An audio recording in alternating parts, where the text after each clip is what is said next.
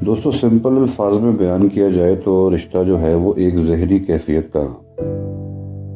جو کہ آپ بنا لیتے ہیں کسی اور انسان کے ساتھ وقتی طور پر اپنے دباؤ۔ اب اسے پرماننٹ کیسے کیا جائے، یہ ایک بڑا نازک سا سوال ہے۔ دوستو کچھ رشتے جو ہوتے ہیں وہ تو ہمیں بنے بنائے مل جاتے ہیں، ماں باپ، بہن بھائی، چچا، پھوپھو، تایا، کزنز، پر کچھ رشتے تو ہم خود بناتے ہیں، جیسے گرل فرینڈ بناتے ہیں ہم، بوائے فرینڈ بناتے ہیں ہم، دوست بناتے ہیں ہم، اور آفس کے کولیگز بناتے ہیں ہم۔ کچھ کے ساتھ انست کے ساتھ ریلیشن شپ بنتا ہے، کچھ کے ساتھ کام کے حساب سے ریلیشن شپ بنتا ہے، کچھ کے ساتھ سوچ سے بنتا ہے، کچھ کے ساتھ سوچ کے بغیر بھی بن جاتا ہے، کچھ کے ساتھ چاہنے سے بنتا ہے، کچھ کے ساتھ نہ چاہنے سے بھی بن جاتا ہے۔ دوستو آج کل ریلیشن کے اندر دراڑیں، اس کے اندر بے حسی،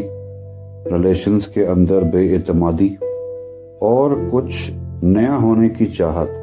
وہ بڑھتی جا رہی ہے۔ دوستو جب سے ہم پیدا ہوئے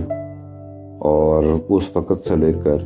جب تک ہم ٹین ایج میں داخل نہیں ہوئے تب تک جو رشتے ہیں وہ تو ہمیں پتہ ہوتے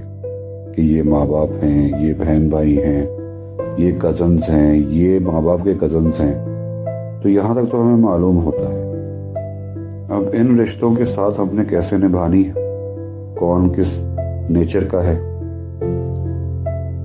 کون آپ کو زیادہ عزت اور پیار دے رہا ہے، کون کم دے رہا ہے، تو یہاں تک تو ہمیں پتہ چل جاتا ہے کہ گھر کے رشتے ہم نے کیسے نبھانے ہیں جب تک ہم اپنے ٹین ایج تک پہنچتے ہیں۔ دوستو سائنس اور سائیکالوجی اس بات پر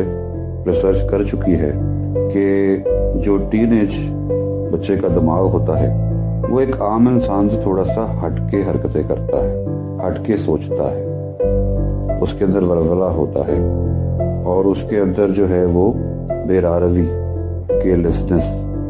بہت زیادہ ایموشن لیس ہو جانا یا بہت زیادہ ایموشنل سینسٹیو ہو جانا، تھوڑا سا باغی پن،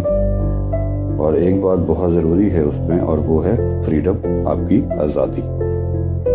اب آزادی کس سے چاہیے اور کون اس کا حقدار ہے، اس کا فیصلہ کرنے میں معاملہ گڑبڑ ہو جاتا ہے۔ دوستو رشتہ اللہ تعالیٰ نے ہمیں سکھایا اور بنایا اس لیے کہ ہمیں ذمہ داری کا احساس ہو، ہم ایک دوسرے کی خدمت کریں، ہم ایک دوسرے کو دعا دیں، ہم ایک دوسرے سے محبت کریں، ہم ایک دوسرے سے پیار کریں، ہم ایک دوسرے کی جڑیں نہ کاٹیں، ہم ایک دوسرے کو دھوکہ نہ دیں اور جھوٹ نہ بولیں۔ اور سب سے بڑی بات دوستو وہ یہ ہے کہ جہاں ہمیں آزادی چاہیے نا، وہاں پر ہمیں ایک اور چیز بھی ریکوائرڈ ہو جاتی ہے دوسرے انسان کے اوپر، وہ ہے کنٹرول۔ ظاہری بات ہے کہ جب آپ کا کنٹرول ہوگا دوسرے انسان پہ تو آزادی آپ کی ہے، لیکن اگر دوسرے بندے کا آپ کے اوپر کنٹرول ہوگا تو آزادی اس کی ہے، آپ کی نہیں۔